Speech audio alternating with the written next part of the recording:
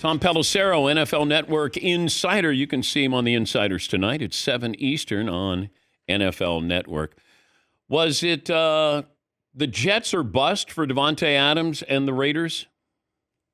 Dan, it certainly seemed to evolve that direction through the course of the past several weeks. Davante Adams always wanted to reunite with Aaron Rodgers. Aaron Rodgers was actively recruiting Davante Adams, and I think that there's a good possibility that if Rodgers doesn't get hurt 4 snaps into last season, this entire storyline happens. Adams went to Las Vegas for a lot of different reasons. He grew up as a Raiders fan. He wanted to live there. He built a house there, but he also wanted to be back together with Derek Carr. Well, Carr gets benched with a couple games to go in the 2022 season, ends up getting cut, moves on to the Saints. It was Jimmy Garoppolo, and then by Adams' own admission, he signed off on the move to Aiden O'Connell. Then this year it's Gardner Minshew. There were just moving parts to the quarterback position. There were moving parts, obviously, with the coaching staff there. It was a matter of when, not if. It definitely got accelerated by a certain Instagram like by the current head coach of the Raiders. But we were always going to get to this point. The Raiders, their complication was just trying to get value without paying any money because those were their requirements in the deal. In the end, they didn't get the second round pick, but they got a third rounder that can become a 2 if everything goes right here for Davante Adams and the Jets. And they also offloaded $11.6 million in cash and cap this year, which is a place that even if Adams would have been willing to go to another team, there were other teams involved in the process that just couldn't pay that money. What role do you think Tom Brady played in this deal? Well, to hear Mark Davis talk about Tom Brady now being a part of the organization, not just as a guy who owns 5% of the team, but he was asked yesterday about, well, Tom can't play anymore because of the NFL rules now. You can't have an employee that owns a piece of the team. And Mark said, well, he can't play quarterback, but he can help us find the next quarterback and maybe train him.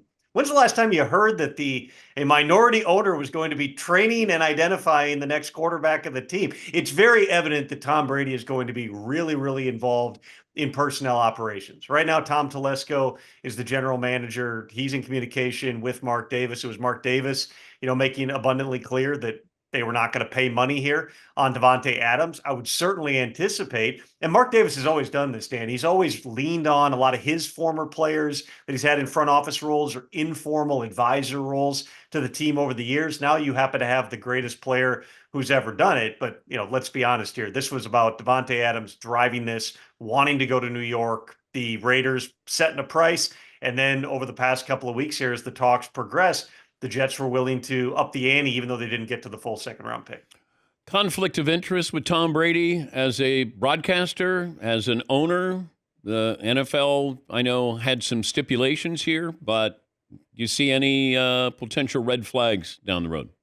Well, there were teams that specifically raised this issue and voiced it to the entire membership. That's part of the reason why it took a year for Tom Brady to get approved, in addition to just the valuation that he was going to pay on that 5%, 10%, if you include his partner's share. The issue becomes if you have a member of an organization, a part owner, who is in these production meetings. And on Friday and Saturday, you're given a lot of information and there's a trust factor involved there. I don't think that anybody sits back and goes, Tom Brady's going to leak that to the opposition, but a lot of people within the league uncomfortable. So Brady has not been in, to my understanding, these production meetings. Certainly different teams can set their own guardrails of what he's allowed to see, because normally the broadcasters are at the entire practice on Fridays. They get to see stuff that even the normal media doesn't. I'm sure there's some people in the league who are probably like, it's Tom Brady, who cares? Or I know him personally here. He's not going to screw me on this.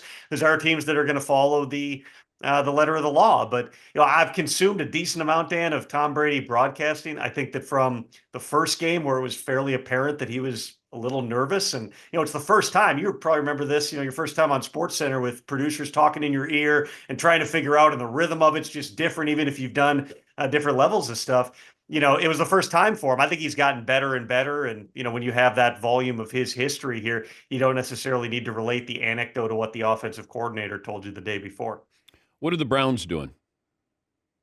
The Browns are trying to find answers right now. The Amari Cooper trade, let's zoom out for a second here, because the Bills were involved in the Devontae Adams trade. The Steelers, the Saints, the Jets, there were a lot of teams that were interested in it. But when I mentioned the Raiders not wanting to eat money, the Bills couldn't pay 11.6 million. Yeah, you can move things around cap wise and whatnot, but they simply didn't have the cap space, because you have to have the cap space on hand to absorb the initial trade, even before you do a restructure like the Jets did yesterday. So with Amari Cooper, the Browns not only had adjusted his contract, added some incentives in training camp, way back in March, they converted almost $19 million of his $20 million salary into a signing bonus, which meant that it dropped his cap number down. But it also means the Bills are getting him for like $800,000 right now. So when we're sitting here, and I know that there's a natural comparison of 3 years ago, the Cowboys traded him for a 5th-round pick, and now all of a sudden the Bills are giving up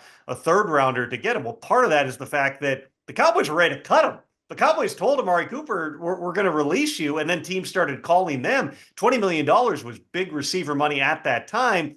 Now it's much less, but you're talking about an $800,000 player. It's basically a minimum contract. It is a minimum contract for the rest of this season. That's part of the reason that the Bills were willing to, give up what they did for Amari Cooper. In terms of what this means for Cleveland, they've got a quarterback.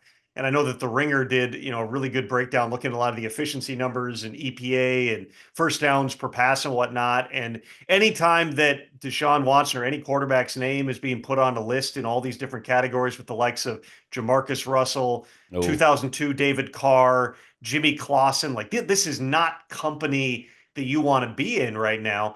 There's certainly been conversation about, should there be a play calling change? Could there be, various changes in terms of the coaching staff? You can't forget that they went from the best offensive line coach in the league in Bill Callahan to a guy named Andy Dickerson, who just that volume of experience.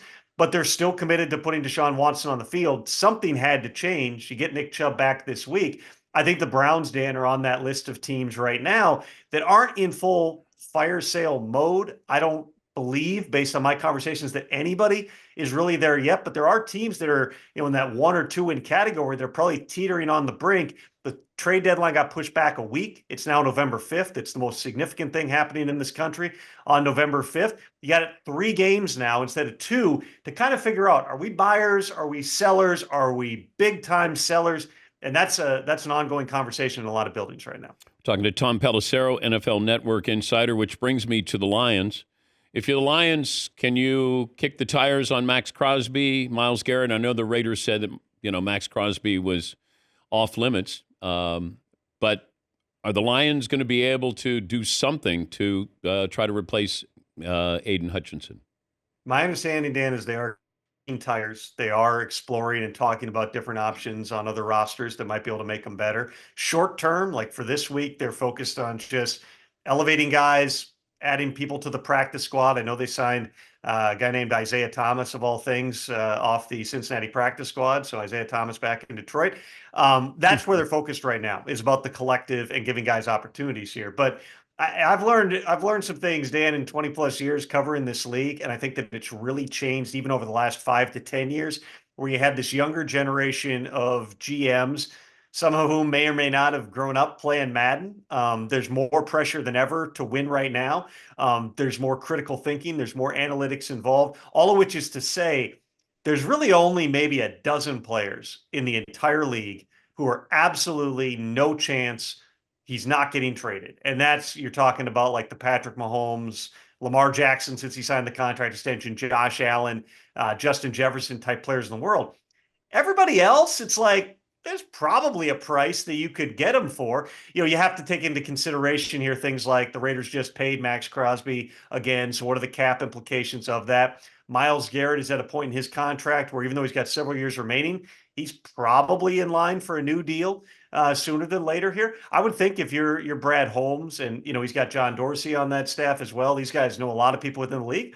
You put out feelers. You see who potentially could become available. You're anticipating you get Aiden Hutchinson back in 2025, maybe even long shot chance that you get deep in the playoffs. Maybe Aiden Hutchinson can come back right around the Super Bowl here. So you have one of the best players in the league. You have to take that into consideration in terms of just like managing your cap and whatnot. But this is a Lions team that sees a window. They think they've got a chance to win right now.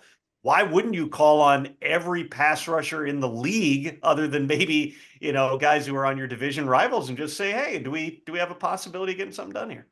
Good to talk to you again, Tom. Thanks for joining us. Thanks as always for having me, Dan. That's Tom Pelissero, NFL Network insider, and you could see more of him, the Insiders, tonight at 7 Eastern on NFL Network.